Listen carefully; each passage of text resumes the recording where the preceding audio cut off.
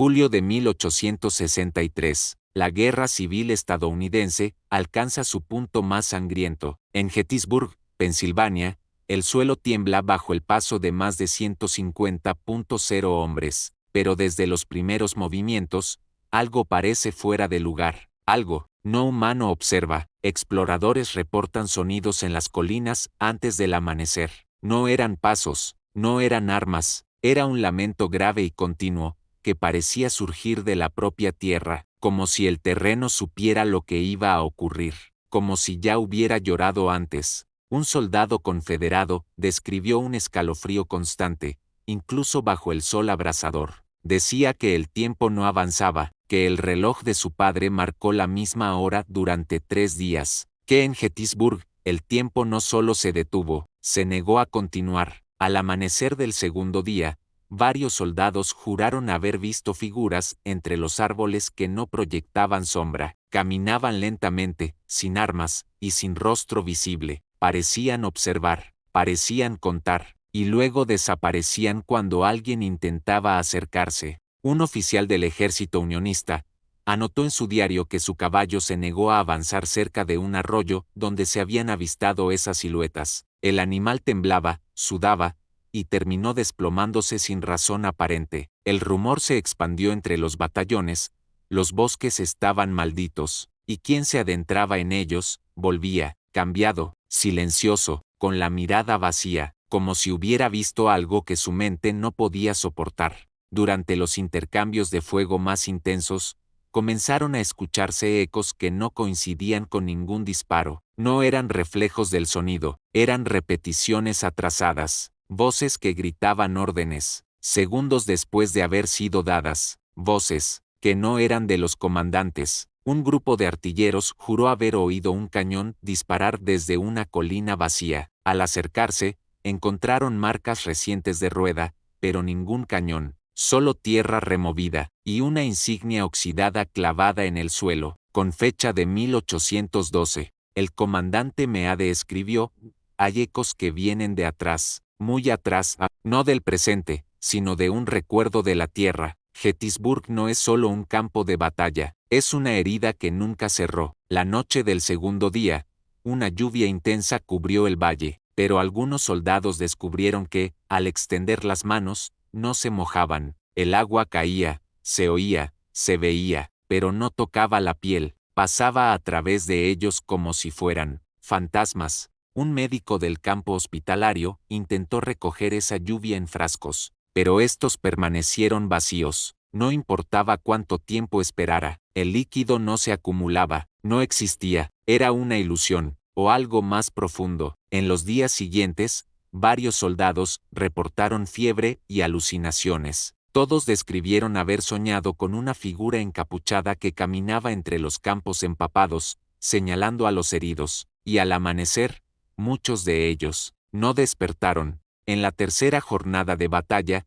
en el calor más absoluto, el silencio fue roto por un murmullo constante. No venía de los vivos, venía de debajo, como si los cuerpos enterrados, o aún no enterrados, quisieran hablar. Un soldado sureño, tras cavar una trinchera, huyó despavorido tras oír su propio nombre dicho desde el fondo de la tierra. Otros pensaron que era locura, hasta que los mismos susurros comenzaron a oírse en distintas posiciones. Un capellán escribió en su diario: los muertos no descansan, nos miran, nos juzgan, esta tierra no quiere más sangre, pero sigue bebiéndola. El diario fue encontrado cubierto de tierra, días después. Sobre su tumba improvisada, los generales de ambos bandos se quejaban de que sus mapas no coincidían con la realidad. Líneas de colinas que no existían, bosques donde debía haber campos abiertos, caminos que terminaban en la nada. Un coronel confederado aseguró que su mapa tenía una marca roja sobre una posición enemiga,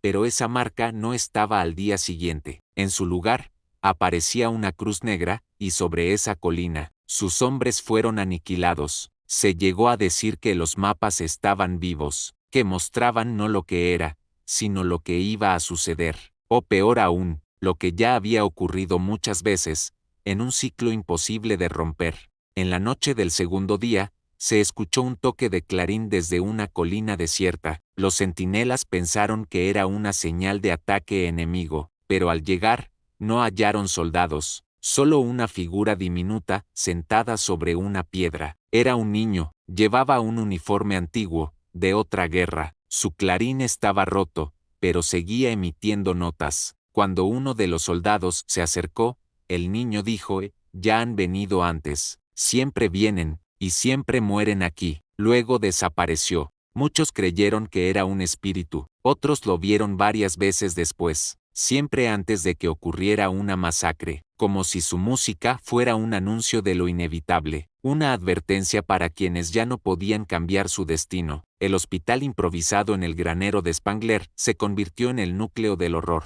Los heridos gritaban por ayuda, pero cuando los doctores acudían, encontraban silencio, los pacientes dormían, o estaban muertos. Las voces, sin embargo, seguían, resonaban en las vigas, en las paredes, incluso en las botellas vacías. Una enfermera aseguró haber oído a su madre fallecida susurrarle desde un rincón. Otra confesó haber recibido instrucciones médicas. De nadie. Una noche, encontraron un bisturí, escribiendo solo sobre la mesa. Marcaba una palabra en la madera: perdón. Después de eso, nadie durmió más en el granero, y el hospital se trasladó a campo abierto, donde al menos, solo los vivos gritaban. En la madrugada del tercer día, un grupo de soldados fue dado por muerto tras un bombardeo. Sus cuerpos fueron colocados juntos, cubiertos, marcados, pero antes del amanecer, uno de ellos se incorporó, y no era el único. Los testigos hablaron de miradas vacías, de movimientos lentos, como si sus huesos recordaran la muerte pero no la vida. Uno de ellos disparó contra sus propios compañeros antes de caer otra vez. Esta vez, para no levantarse, los médicos lo llamaron choque de combate, pero los soldados susurraban otra cosa. Decían que el alma se había perdido entre tanto disparo, que no sabía si irse o quedarse atrapada donde la guerra no terminaba. En una colina sin nombre, apareció una cruz de piedra tras el segundo día de batalla. No estaba antes, nadie la había construido. Era tosca, antigua, pero intacta, y en su base había una inscripción apenas legible: aquí cayó el que no debía morir. Muchos pensaron que era una señal divina, otros, una advertencia, porque todos los que acamparon junto a esa cruz murieron esa misma noche en un bombardeo inesperado, como si la piedra atrajera la muerte. Al tercer día, la cruz ya no estaba, solo un hueco, y dentro de ese hueco, una bala, de plata, no usada en esa guerra, no perteneciente a ningún ejército, como si alguien, o algo, quisiera dejar un recuerdo. Durante las horas previas al clímax de la batalla, una niebla espesa cubrió el campo. No era natural, no se movía con el viento, no se disipaba al calor, y dentro de ella, se veían rostros, no soldados, no civiles, otra cosa. Uno de los exploradores describió haber visto a su hermano muerto entre la bruma, caminando hacia él. Otro afirmó que una figura lo tomó del brazo y le susurró: aún no es tu hora. Luego la niebla lo expulsó fuera de su campo.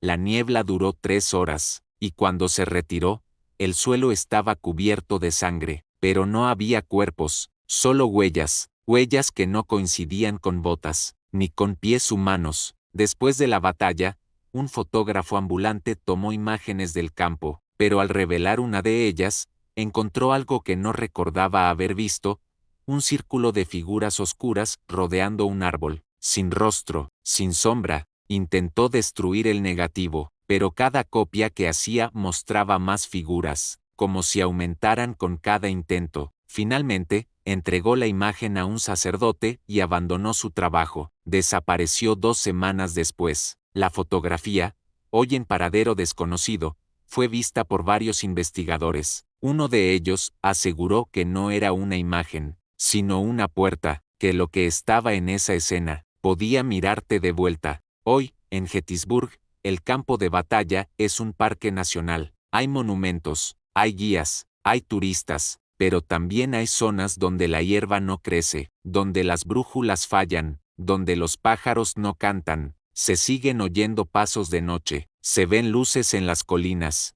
Hay quien asegura haber oído el clarín, y otros se niegan a mirar hacia los árboles, por miedo a lo que podría estar ahí de pie, porque Gettysburg no fue solo una batalla, fue un eco del dolor humano, un altar de sangre, y una herida en el tiempo que, aunque cubierta por piedra y bandera, nunca ha dejado de sangrar. Suscríbete a El Umbral Silente y sigue rastreando lo que otros niegan haber visto.